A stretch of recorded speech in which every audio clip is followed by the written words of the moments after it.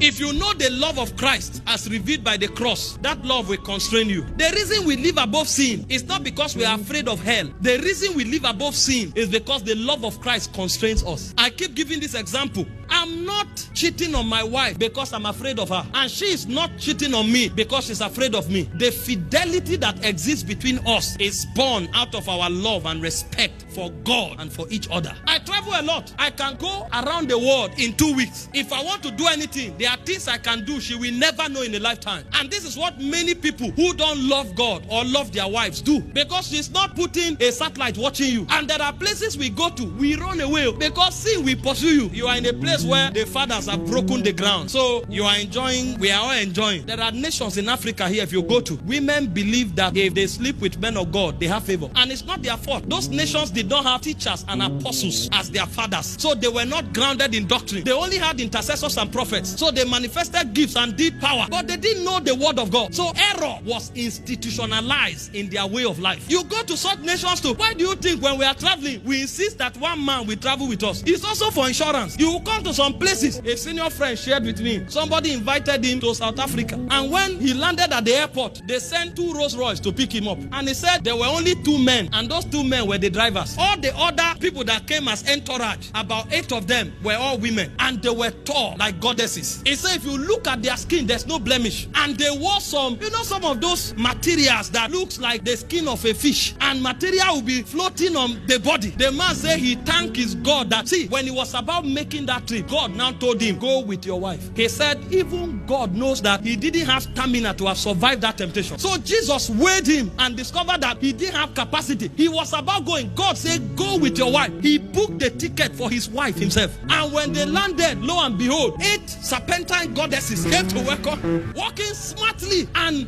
with all the pristine. You're welcome, sir. We're happy to have you. God bless you. God bless you. You know God bless you. You acting like fish around the man. Collected his briefcase. They went to hotel. The man said around 11, even with his wife, somebody came and knocked. Hello, sir.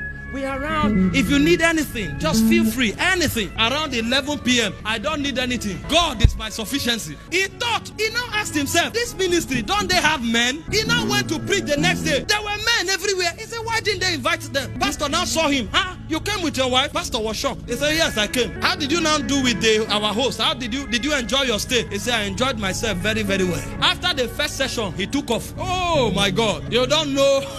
May Jehovah help us to stand till the end. Till the end. But Jesus showed us that it's possible to live above sin.